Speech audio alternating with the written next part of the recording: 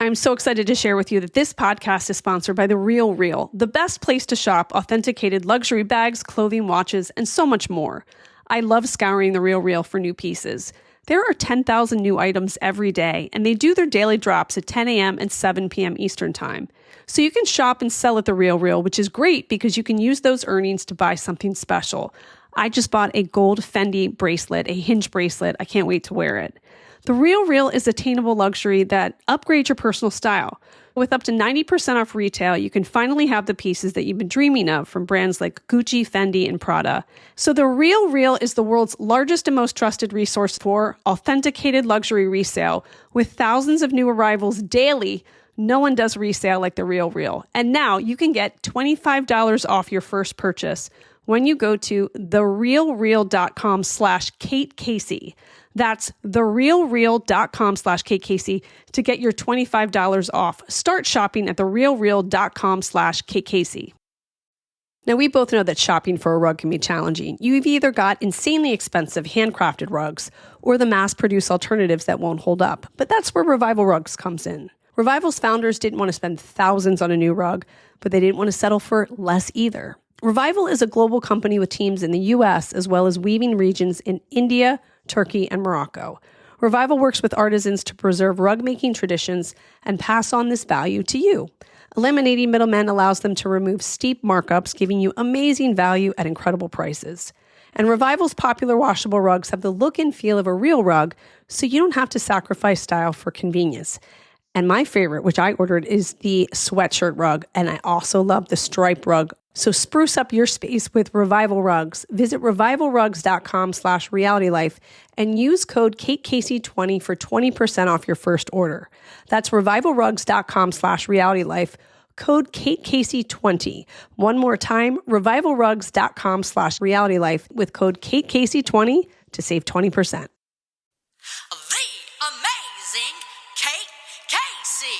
Welcome back for another episode of Reality Life with Kate Casey, and welcome back for the Saturday series episode. Trans World Airlines Flight 800, TWA 800, was a scheduled international passenger flight from John F. Kennedy International Airport in New York City to Fiumicino Airport in Rome, Italy, with a stopover at Charles de Gaulle Airport in Paris, France. On July 17, 1996, at approximately 8:41 p.m. Eastern Time, 12 minutes after takeoff, the Boeing 747-100 serving the flight exploded and crashed into the Atlantic Ocean near East Moriches, New York. All 230 people on board died in the crash. It is the third deadliest aviation accident in U.S. history. On board that flight were Eugene Silverman, age 54, his wife Etta, age 53, and their daughters Candace, age 22, and Jamie, age 15. The Silvermans had planned to travel to Israel for the bat mitzvah of their close friend's daughter, but they decided to leave early and go to Italy because the girls had never been there, and it would make for the perfect family vacation. But then there were these weird circumstances. Their flight from New York to Rome was canceled, and they were put on the Paris flight, which was supposed to continue on to Rome. Eugene Silverman was a tax attorney who specialized in foreign tax planning and tax disputes. Friends said Eugene, also called Gene, had a remarkable ability to make friends with everyone and had an engaging sense of humor that he used in negotiations. Even lawyers he was up against liked him. At management meetings, he was the one who would always come up with just the right funny comment to break the tension and put things back on track. Eugene and Etta would have been married 25 years that December. She was the perfect partner to him, a loving friend and a reliable, caring person. She was also the second mother to all of their daughters' friends.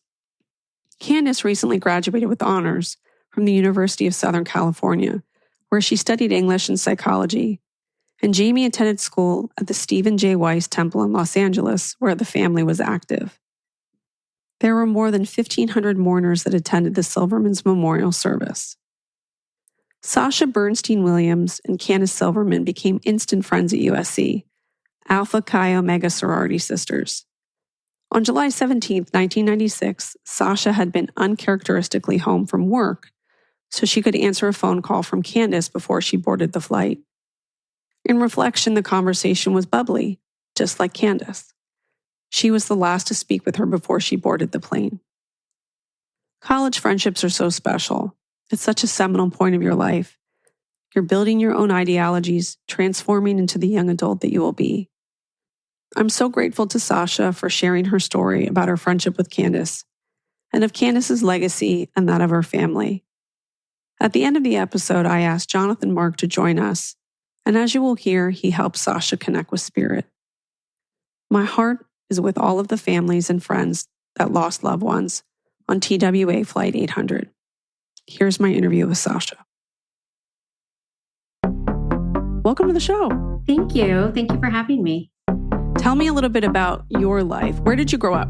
I am originally from Southern California. I grew up in Pasadena, really lived there until, early 2000. Just normal family, my mom, my dad, me, and my sister. And I went to college at University of Southern California. My dad taught there. And so, we get the tuition remission. So he said, if you want to go somewhere else, you're paying for that. And I said, no, well, I'll go to USC. What did he teach? He was a medical professor there. And then he also worked for LA County USC Medical Center. So both my parents were in the medical field. My dad was a OBGYN and my mom was a nurse. So that's how they ended up meeting, was through work. Wow. Mm-hmm. And what's that like growing up with an OBGYN father? Growing up, you're young, you don't really realize what your dad does, I think, until you're older. Yeah. And then it's kind of that's really interesting. I wish that I had thought to talk to my dad more about that stuff, but we didn't really talk about it a lot, Well, I'm also thinking with a father that's an OBGYN, he must have been a different kind of dad because he probably was so sensitive to women and, their needs and advocating for women. And that's pretty special, I would think. Yeah, he really did. And he was a fertility specialist. And so he worked so much. He worked all the time. He would go Saturdays and work at Planned Parenthood. And he would work for Good Samaritan Hospital. So he really was a workaholic, which is probably where I get those tendencies from. But, thinking back on it, it's he really dedicated his life to his profession and to helping women, which I think is so neat. I love that. Really impressive. And then your mom was a nurse. So you're just centered around people that have really devoted their lives to helping other people. That must have made a huge impression on you. Mm-hmm. And it's interesting because neither my sister or I went into the medical industry. I think just growing up, I was kind of oh, okay, I don't know that I want to do that. But yeah. Well, where do we find you right now? Because you said you've moved to the Midwest. Yeah. So I currently live in Kansas City. Oh, fun. The Kansas City, Kansas area.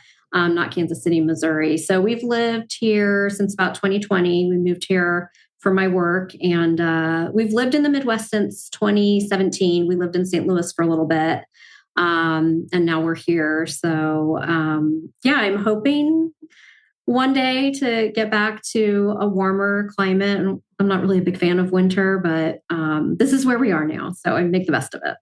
You shared with me that you had a very close friend who passed away in a terrible tragedy. Could you tell me a little bit more about that? So we both went to USC and we met through my sorority. What was your sorority? Alpha Chi Omega. Okay. Well, I live in Southern California, so everybody here was in a sorority at USC. Yes. That is true.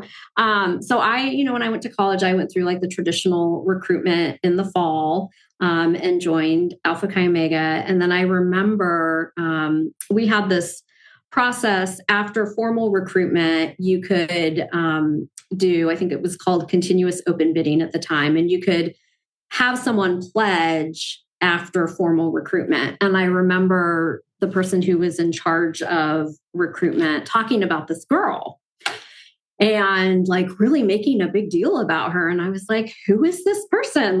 What's she all about? And I remember the first time I saw her, it was in we had a sorority house, and she was like coming into the house, and she just like sparkled. She just had this like aura around her, and she was just the sweetest person that you could ever meet. So she ended up joining the sorority, and we got to know each other because we both moved in our freshman year, which is not typical. You typically live in the dorms. So we were living together in a 2-person room for a couple months, and then 2 other of our new member class moved in. And so the 4 of us lived together in a 4-person room. It was called the study. And so, you spend all this time with these people, and her and I just developed like this instant bond. And we just became best friends, and really were friends throughout our whole 4 years in college. That's how long I knew her, 4 years, which seems like the blink of an eye, but she just made such an impression on everybody that she met. It wasn't just me. So yeah, we went to school together. We all 4 years together being sorority sisters. I spent a lot of time with her and her family. She had a younger sister. So very similar family setup, right? Her mom, her dad, her and her sister, very similar to me, except I was the younger sister. So we just were like friends, like, she's a wonderful person. So her name was Candace Silverman. So her dad, Gene, was, I believe, a tax accountant. I worked in LA, and then her mom, I was just like a stay-at-home mom. And then she had a younger sister, Jamie, who was in, I believe, middle school. And I think when this whole thing happened, Jamie was getting ready to turn 16 soon. And they lived in Bel Air. And, we probably would never have met each other if she hadn't have been my sorority sister. So again, it's like those connections of like, oh, okay, that brought us into each other's lives. So the plane crash occurred in 1996 in July. We had graduated from college in May, and we had known, that she was going to be traveling with her family. They had these very close family friends, and they were going to a bat mitzvah for the friend's daughter. And the bat mitzvah was going to be in Israel. So they were going to travel to Italy, because like this was probably like one of the last trips they would take, because who knows like what Candace was going to do after she graduated. She was a journalism major. And so, who knows what she would have done. But so they were really excited for this trip. And it was really interesting because I think I had gone to her house like the week before they left, like right before they left. And I was with one of my friends. And Candace wasn't home at the time. And I was like remembering like, this is so weird, like being in her house and she's not here. Like it just felt weird. And leading up to this incident, I remember her telling me like, she felt the sensation like that her face was burning. And like, I think she was at my house or she was with me, and I like told my mom, and my mom looked at her face and like there was nothing wrong with her. She had no rash or anything like that. But she's like, I keep having this burning sensation on my face. And I'm like, that's so weird. So in July, they were taking this trip. They were, going to fly to Italy together. So I was off the day before. I had gone to Disneyland, and the next day I called in to work sick because I was so tired. I had been out so late the night before. I was like, there's no way I can go to work. So I played hooky from work that day. And so I was home when she called me from the airport. And I remember answering the phone, and I was like, I was napping. So I woke up and was so confused. I'm like, are you on the airplane? Like, are you calling me from the airplane? Like, where are you? And she said, no, She's like, we're waiting to board our flight. And we just, chatted like, because you don't realize this is the last time I'm going to talk to this person. So we were just, I don't even remember what we talked about because it was just so, whatever, I'll talk to you when you get back. And we said, hi, we said, I love you, have a good trip, blah, blah, blah, hung up, and I went back to sleep because I was tired. And I woke up, it was probably around 6 o'clock, 7 o'clock at night. And we were living in the house I grew up in. I moved back home after college. And I was walking from my room into the kitchen. And as I walked through like the den, my dad was sitting on the sofa watching TV. And I stopped dead in my tracks because it was coverage of the TWA Flight 800 plane crash. But that flight was going to Paris and they were on a flight going to Italy. But something was wrong. Like I just, and so then the phone call started, because she was loved by so many people. She had so many friends. I'm probably not the only one who would say like, she was my best friend. She was that kind of person that just drew you in. And so, I'm calling people are calling me, and we're all like, no, she's not on that flight. She's on the flight to Italy. And I'm like, okay. But still, you just feel so unsettled. And, so we're talking to everybody on the phone. And my friend Christine said, I think she worked in the same building that Candace's dad worked in. And she said, okay, in the morning, I'm going to go and check and just see what I can find out. So I was like, okay, so whatever. I go to work the next day, and probably around like 9 a.m., I get a call from Christine, and she just breaks down. And she's like, they were on the flight. And I was like, what? Like, I was so confused. How could they have been on that flight? They weren't going to Paris. They were going to Italy. So I start making calls, and I've got to tell everybody. And just kind of how I am, like I get very calm, so I'm like calling people and like having to tell them that, Candace was on the TWA flight, Candace died. And everyone, it's just, you don't expect to hear that. It's a tragedy. You're young, to lose somebody so young, and just the whole circumstance. So we go to, I can't even remember where we went. We all met up somewhere, and I can't remember where we met up, but all of us were together, all of the sorority sisters, all the friends. And we come to find out that I think their flight to Italy got canceled. And so they were given a choice. You can take a later flight to Italy, but you have to sit apart, or you can take the flight to Paris and sit together. And they chose to sit together. Wow. Yeah. So, again, in an interesting twist of irony, my friend, her husband at the time, his family owns a mortuary, and they have contracts with the airlines. And so he flew out there, and he was working the plane crash. And so, when they were recovering the bodies and everything, he saw Candace. Wow. And they never recovered Gene's body, the dad's body. I think a year after, like a year to the day, they found like his femur bone or something like that, but they never found his body.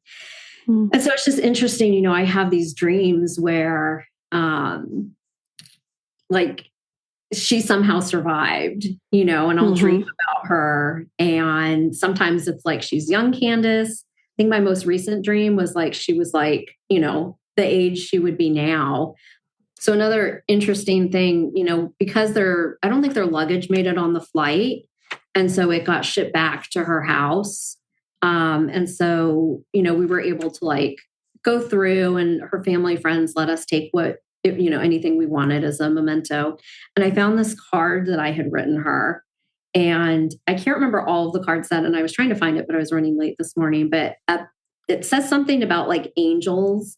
And then at the end, it was like, and It's like, I believe in angels and I believe that angels are watching over you. And I Wow. want to say, like, I gave her that card like shortly before she left. And when I read it, I was like, oh my gosh, like it just was so eerie. So their luggage never actually made it on the plane because there was that switch. So that was left behind. So the luggage got sent back to their house, and their good family friends whose trip they were going on for the bat mitzvah. The wife said, if you guys want to come over, you can go through and take, mementos, anything, that you like that mean something to you, which I thought was so sweet and so thoughtful. Wow.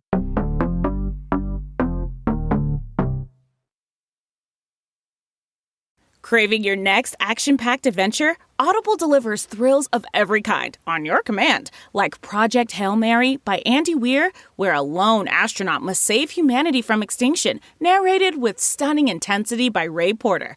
From electrifying suspense and daring quests to spine-tingling horror and romance in far-off realms, unleash your adventurous side with gripping titles that'll keep you guessing. Discover exclusive Audible originals, hotly anticipated new releases, and must-listen bestsellers that hook you from the first minute. Because Audible knows there's no greater thrill than the one that speaks to you. Discover what lies beyond the edge of your seat. Start your free 30-day trial at audible.com/WonderyUS. That's audible.com/WonderyUS. Mochi Health is here to help you start your weight loss journey with caring, personalized support. Meet one-on-one with board-certified obesity doctors and registered dietitians who truly listen and understand your unique needs. Eligible patients can access affordable GLP-1 medications delivered right to their door each month. No insurance? No problem. Mochi Health accepts FSA and HSA, making care accessible and affordable. And with 24/7 customer service, you'll never feel alone on your path to better health. Get started with Mochi Health today. Take the free quiz at joinmochi.com and use code AUDIO40 at checkout for $40 off your first month of membership. That's joinmochi.com with promo code AUDIO40. All right, well, here's Jonathan. Okay. Well, this is Sasha, and we just chatted about her best friend from college who died in TWA 800, as well as her family. And so I thought it would be special if you kind of joined in and if you saw anything.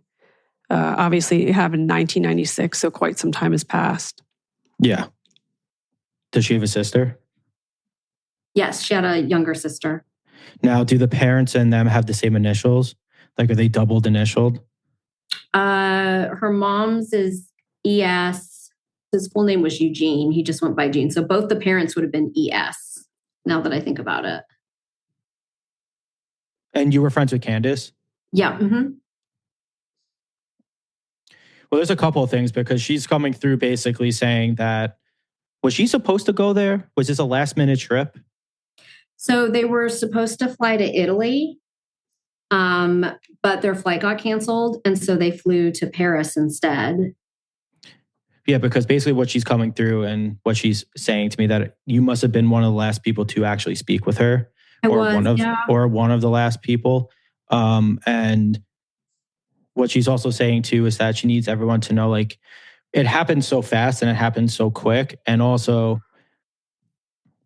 it's just crazy because she keeps basically showing to me like it was a family vacation essentially going wrong, but you guys were very close from what I can see, like leading up to it. And she's saying to me that your last conversation with her was like, you know, it was a fun conversation because it seems like you must have been around the time of graduating a school, like college or high school, one of the major high school, college. And she's saying that she cherishes your friendship like so much. And I do hope you know that. She's also showing to me too that the memorial that you guys did for them after, not what I'm assuming that there was a plane memorial for like that whole flight, just an assumption, I'm assuming, but it seems like the town or you or someone did something in honor for the family. And also what she's saying is that it's very interesting because she's saying that the last thing that she heard was she keeps tapping like the captain because it seems like there's a Steven or something because she's saying that someone came on saying that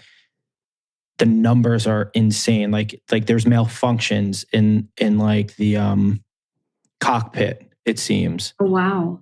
Like, because what she's saying is the last thing that, not that she heard or what was told, but she's saying that before there was a big, I guess, explosion or something, she's saying that someone came on, whether it was the pilot or the like first person, whatever that's called, and said that like the numbers or like something is like malfunctioning to like a crazy extent. Like it wasn't a, like they saw that the numbers were crazy. Like it was off the chart, like not normal.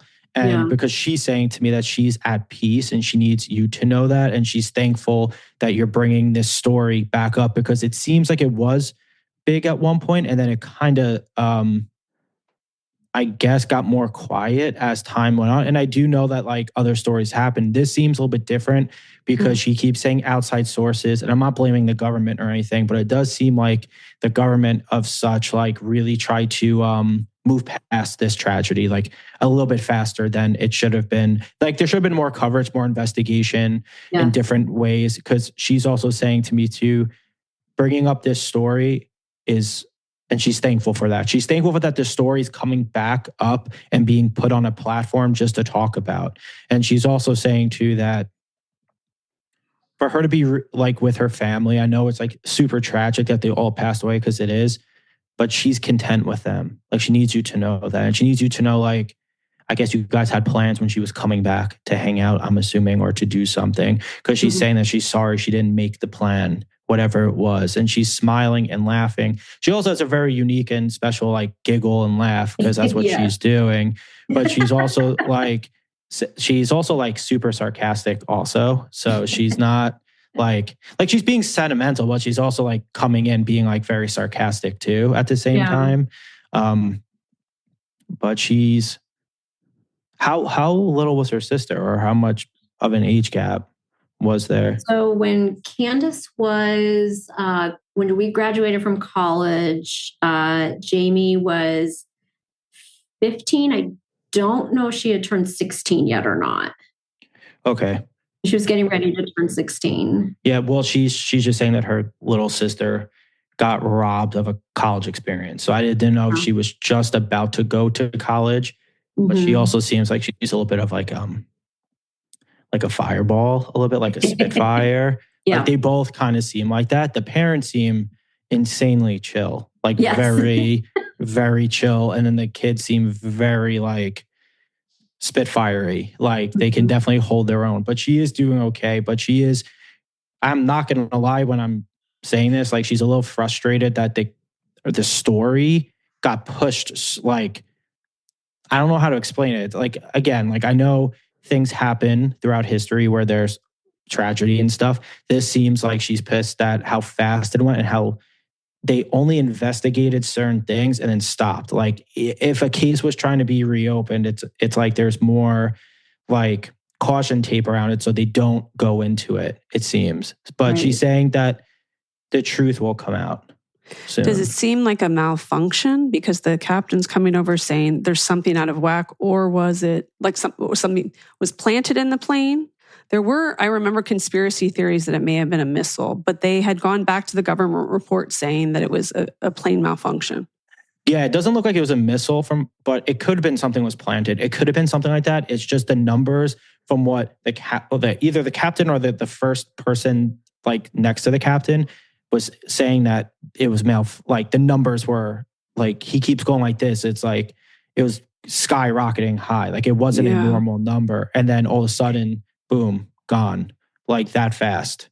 Shortly before she left, I remember she was complaining to me that she felt like her face was burning. She's like, my face feels like it's on fire. And there was nothing physically wrong with her. Like there was no reason for her to feel like her face was on fire. Right.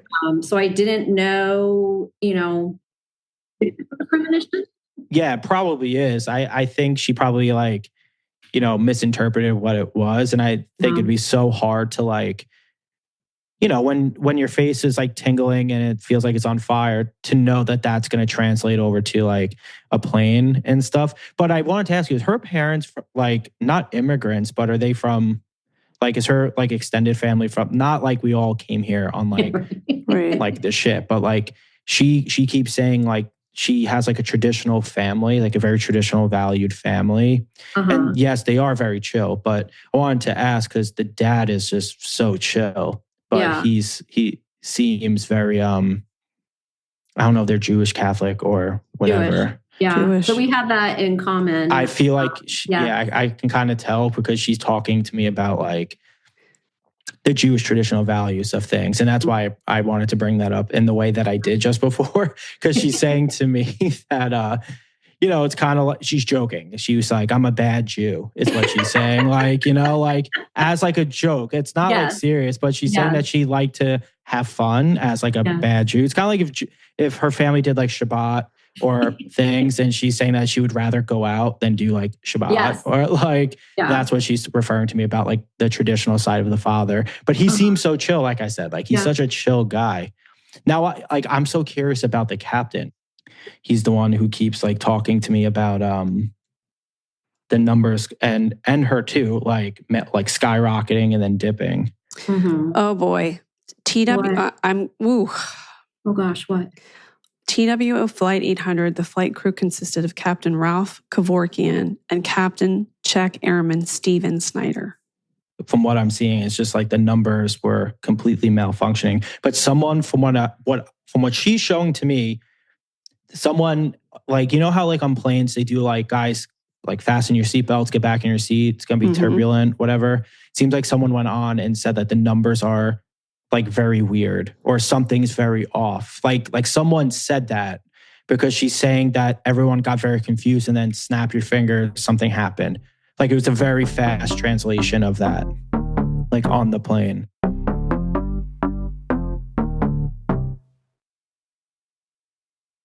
Rakuten is the smartest way to save money when you shop because you earn cash back at over 3,500 stores. Fashion, beauty, electronics, home essentials, travel, dining, concert tickets, and more. Your favorite stores like Lowe's, Levi's, and Nike pay Rakuten to send them shoppers. And Rakuten then passes on a part of that payment to its members as cash back. You're already shopping at your favorite stores. Why not save while you're doing it? It's a no-brainer. Membership is free and easy to sign up.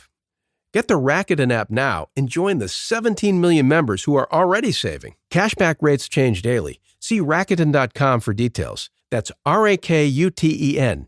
Your cashback really adds up. Here's a tip for growing your business. Get the Venture X business card from Capital One and start earning unlimited double miles on every purchase. That's right. With unlimited double miles, the more your business spends, the more miles you earn. Plus, the Venture X business card has no preset spending limit, so your purchasing power can adapt to meet your business needs. The Venture X business card also includes access to over 1,000 airport lounges. Just imagine where the Venture X business card from Capital One can take your business. Capital One, what's in your wallet? Terms and conditions apply. Find out more at CapitalOne.com/VentureXBusiness. I'm curious, was her dad sitting in the seat when this happened? Because while they recovered, you know, the bodies of her mom and her sister, they never recovered his body. So we were always curious as to why that was. Yeah, from what I can see, he was using the bathroom. I wondered. Like he was using or on his way to the restroom. Like it was one of the two. He was not sitting, but all of them were sitting kind of in a row, it seems. And he seems like he was, I mean, he's smiling. He's saying that like he was just, you know how people want to stretch their legs and then use the restroom. Even though from what I can see, the flight just took off. It doesn't seem like. Yeah. So like it just shortly seemed, after takeoff. Yeah, because like what he's saying, and he's smiling, saying he needs to use the restroom. Like, you know, just something so simple. He's such a cool, I like him. I don't know if he was like that when he was living. He seems like he's just like a very likable guy. Very much so. It's so funny what you say, like, she's saying she's a bad Jew because, they're buried at the Judean Norbeck Cemetery in Maryland, which is the Jewish cemetery. Yeah. And we would, my friends and I would joke around like, oh my gosh, Candace would be like so mortified that she's buried in Jewish No cemetery. Way. Yeah, she's laughing about it. So it's not like she's being like serious, but she's like laughing about it. Yeah, it's funny. It's very funny. Didn't you say that they were they wanted to go to Israel? So they were going to go to Italy, and then they were going to go to Israel for a family friend's bat mitzvah. Oh, okay. Okay, yeah, because she's basically what she was showing to me was like a family trip. Like it turned into like a like family trip, but she's also smiling too because she's saying like even though I guess she was going to Paris first because the flight got canceled, whatever. She's just saying to me like she was kind of happy about that. Like she wanted to go to Paris. Like she seems like one of those people that likes to explore life a little bit. That's a very like, someone that would enjoy the traveling of like, oh, not Italy. Okay. Paris then. That's cool. Like I'm down for that. And we'll get to Italy. Because what she's also saying to me too is like traveling was a big thing for her. Like she wanted to see different things. And yes, I know we all do. But like she seems like a Spitfire, but a free spirit at the same time, if that makes sense. Like, like you don't want to mess with her, kind of, but like she's and she'll protect her family and friends till like the very end, but also easygoing at certain times with certain things. She just seems very cool. But the dad, I'm not gonna lie, I really like that guy. Like, I know your friend's cool, but like the dad, but the pilot too. That's Steven. He's coming through pretty like intensely with them about this stuff too. So, well, it would make sense too, because if what you're saying is that for Candace and for Steven, it's important that people know the truth of what happened. Yeah. That would make sense to me why Steven would come across so strong. Yeah, because I think it's more so like there's so many conspiracy theories about this. And, I also think aside from that too, from what you guys were saying, that, there's a lot of like different, I guess, conspiracy theories, but also just like people assuming something happened, kind of like a missile, like all this stuff. And he's looking at me being like, the numbers just malfunctioned. Like there was something, like he's saying that there was numerous things wrong with that flight. It's kind of like if you went on a flight without them doing like the pre-check before you went on. Yeah. They want to still be remembered. That's their biggest thing. I can see collectively as like, because it looks like there was over like 200 people from what I see. 230 people died. Like it looks like there was over 200 people that like want their story out. What a blessing that she called you right before that plane. Yeah, seriously. And that I was even home because this time no one really had cell phones. She called my landline. She stayed home from work that day. I played hooky. Yeah, she played hooky. So the fact that they were able to talk, that's kind of... I know, that's crazy. That is crazy. And that just means so much to me, that she took and again, this was her, like the fact that she took the time to call me and talk to me and say goodbye. Like, so it's just, I hold on to that, because to me, that's so special that she did that. And, I agree. Talk to her one last time, even though I didn't know it was one last time. Oh, and tell him about the card, because their luggage did not actually get on the plane because they switched their flight, Jonathan. So the luggage was sent back to their house in California. Okay. Yeah, so we had gone over there. Her family friends had said, if you want to come over, you can go through her things. And I had found this card that I had written her shortly before she left. And I can't remember everything the card said, but like the very end was something like, I believe in angels and I believe that angels are watching over you. And I read it after this happened and I was like, oh my God. I got the chills. I'm like, what in the world? Because I'd forgotten about it. And I was like, oh my goodness. Oh my God. Oh my God. That's crazy. That is crazy. That's nuts. Yeah. So I just thought it was very interesting that I had given her that card. And then I was reading it like after the fact. And like now, she is that angel that's like watching over me now, I feel. Oh, yeah. Oh, 100%. I mean, she's very strong. So I will definitely say that. I mean, her whole family is, if I'm being honest with you, like they're all very strong, like very, very strong. Which is credible because they've been gone for so long, and that they're, that they're still present is pretty special. Yeah. And if I'm out, in Maryland or DC or Virginia or that area, I will make a point to go to the cemetery and visit them because that's so nice. It's like that's the only time I can go if I'm there. So anytime we've been out there, we were out there for the funeral. Right. And every time I'm there, I will go out there. And the Jewish custom is that you leave a stone at the gravesite. So I always leave a stone. And then when I come back, the stones are gone. So I don't know what's going on with the stones, where they're going. But yeah, so they were very, very special to me and to a lot of people. Yeah, I could definitely see like the feeling was mutual with them too. Because it seems like you also got close with their family pretty quickly. Mm-hmm. Yeah, from what they're saying. A lot of time with her and her family, and they were just wonderful, wonderful people. And you think about like this person and her family for such a short period of time, and we're still talking about this almost 30. Is it almost 30 years later? Mm-hmm. And in 2016, a bunch of me and my sorority sisters, we had gone to New York. There's a beautiful memorial that they set up at, I think it's Smith Point Beach. The crash was, and it's lovely. And we had never been, and they do like a ceremony every year. And so I've seen that where they go out with the flowers. Yes, I've seen that. Yeah. So we went out, and there was like a big group of us, dragged my husband along. And it just, to be like where they last were and to be there all together, just was really special. That's so nice.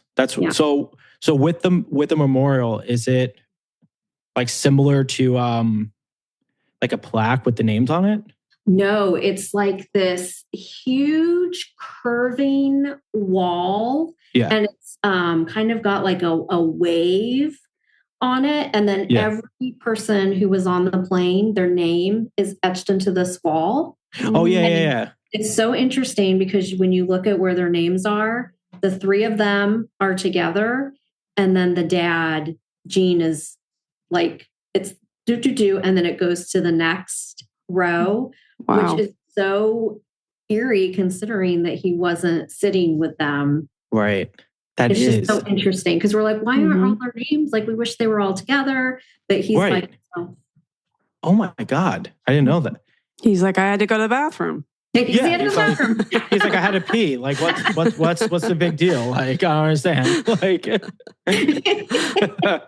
yeah, but it does seem like it was something so innocent like that, because it doesn't seem like he was like really ejected or anything like in the sense where they were sitting next to each other and he was the only one. He seems like he was just up and like peeing, really. Like, I'm glad that they didn't. It was a split second thing. Yeah, I think when they snap their fingers, to me, that's typically for like most passings that are tragic in certain stuff. That just shows that like how fast it is for me. So that's good. Well, I'm going to make sure that my part in reminding people of this plane crash, because I think that's so important that you said that they still want to be talked about. Yeah, it's huge. Like they feel like it's kind of forgotten about. Yeah. Well, there's a lot of us who haven't forgotten or forgotten about her. So I hope that she knows how much she is still loved and thought about and remembered, her and her family. Oh, yeah. I mean, it seems like there's a community for them. Yeah, definitely. So special. Well, thank you so much to both of you. Of course. Thank you for sharing Candace and her. It is. So it's Candace, Gene, Jamie, and Etta. Very nice. Special. Thank you both. The amazing Kate Casey. I want to thank my wonderful guests, Sasha and Jonathan, and remind you to make sure that you click subscribe. Please leave a 5-star review. Also, make sure that you join the Facebook group, Reality Life with KKC. You can get my what to watch list at katecasey.substack.com. Bonus episodes can be found at Patreon, patreon.com/KKC. And please follow me on social media. My Instagram is at KKCCA, TikTok, it's KKC, and Twitter Threads and Blue Sky at @KKC. Check back with me on Monday for an all-new What to Watch episode.